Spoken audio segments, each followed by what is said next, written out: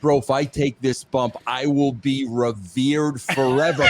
And as the thoughts going through my mind, Brian, as the thoughts going through my mind, I'm like, what are you effing nuts? I love it. All right, so let's travel down memory lane. So here's the thing, Vince. You recently posted a picture of Mick Foley on the table after being stretchered out from his 1996. Was it June of '96 match with Taker? That was 26 years ago. Am I doing my math right? 26 years ago. Wow, you are old, Vince.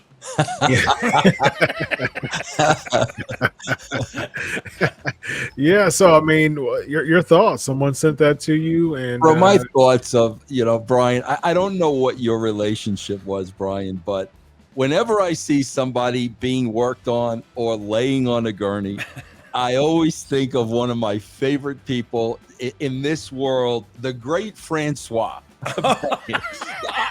Brian, I actually stayed overnight at this man's house. That's in Marina Del Rey. That's how much I love him, bro. The guy had an 8-foot iguana walking around his house as a shoot. Brian, what was your relationship with François? So it wasn't great, and because I always called him a quack. You know what I mean? I because for one thing, I don't like chiropractors. Like, I'd probably walk a lot better if I did, but I don't like it getting cracked and popped and twisted. Yeah. And so I never let him mess with me. But a couple of times after a couple of grueling matches, I would let him, and it always felt better, but it still scared me doing it. So bro, he would climb the walls. His feet were up on the wall. He would put his hands in the middle of like Kane's back, and then walk with his legs up the thing to crack him, and like he was the actual. Before Kevin Nash became the Super Shredder in the Ninja Turtles movie, this guy was the actual figure that did it, and then turned into the big huge one, Kevin. Yeah, so this guy was in movies and stuff. He was out there. He was an eccentric cat. And he had Chris, he had a backstory of he was in the French Foreign Legion. Oh yeah, he had this backstory, and you never knew whether you believed or not. But I will tell you this, and to get back to the picture. Mick swore by him, bro. Yeah. Mick 1,000. A lot of guys did. Yeah, Taker too, I think. Yes, yeah. Taker. A lot of guys swore by him. And he would come, and they got him first. Yeah. That may be another reason I never got crashed. That low down on the totem pole, he couldn't get to you in time. Yeah. Now, Brian, what was the feel, backstage feel when that bump happened? How were you feeling backstage, or what was just the aura backstage? Yeah, look, we knew the precautions that were taken, and we knew, but no matter what, this man is going to fly off of this. Yeah. 98. Was this the one where he flew through it to the ground or out over it and into the table? Which one? I mean, so he had two big bumps that time. It was because the worst one to me. The worst one to me is when he went through the fence and hit the mat. Yeah, and his tongue went through his like all kind of stuff. Had all kind of stuff. But either one, we always knew. Well, this might be the one, you know what I mean? And so it was different than watching a car crash because you cared about the guy driving, you know what I mean? So you go like, oh man, we knew he was going to do something stupid every time, and we looked forward to it, but yet we were holding our breath and, you know what I mean, crossing our fingers and just hoping he comes out of it all right. You got like no idea, bro. Like, you have no idea.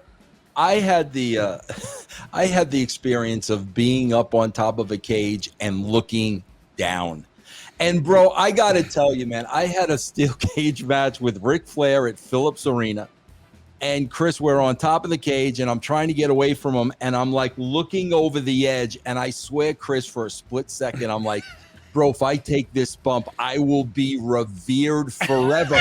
And as the thoughts going through my mind, Brian, I'm like, what are you effing nuts? I love it.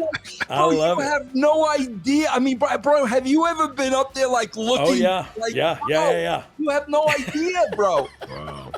You know what's blasphemous? You just said you had a cage match with Ric Flair. Yes, exactly. Yes. Thank you. Why are you laughing at me, Brian? Vince always used to go, Brian, you know what I'm talking about. Like me and him were the workers of the meeting, you know?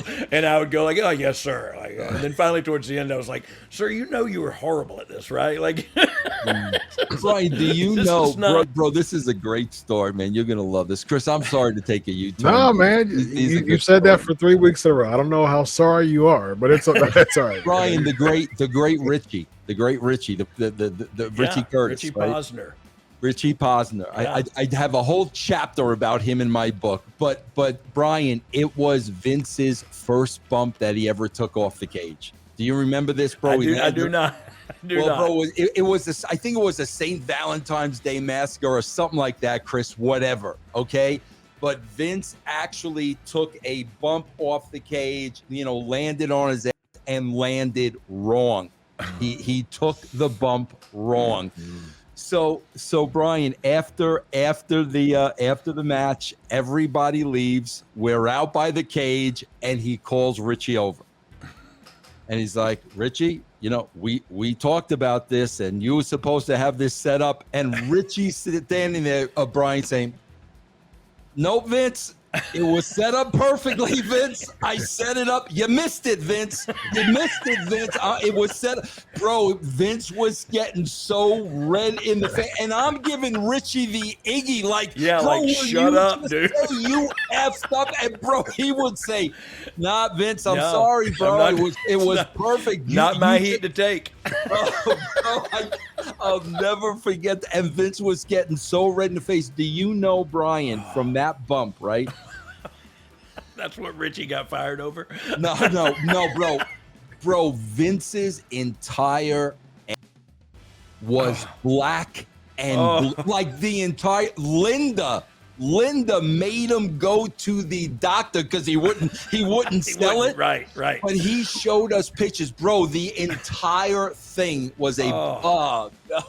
That's horrible. That's the same thing when we powerbombed Terry Funk into that dumpster, and he landed his butt crack hit the hard edge of that, and he had the biggest bruise and thought his tailbone was broken and everything. What a tough son of a gun. His birthday recently. Today, that's maybe. Great. Very nice. Yeah.